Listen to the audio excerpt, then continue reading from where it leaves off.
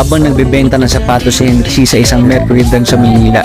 Bigla at walang haba siyang itinaboy palayo ng may-ari nito na si Mariano K.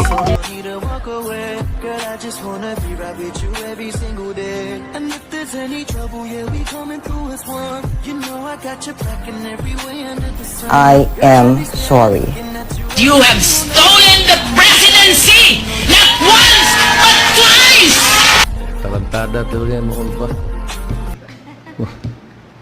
Kayo sabi ni mo na binugbog yung sirip ko. Hayaan mo yan mo.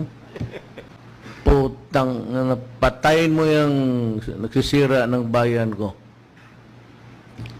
Si Inday, iba ang style niya. Bakit buhay pa yung putang inang yan?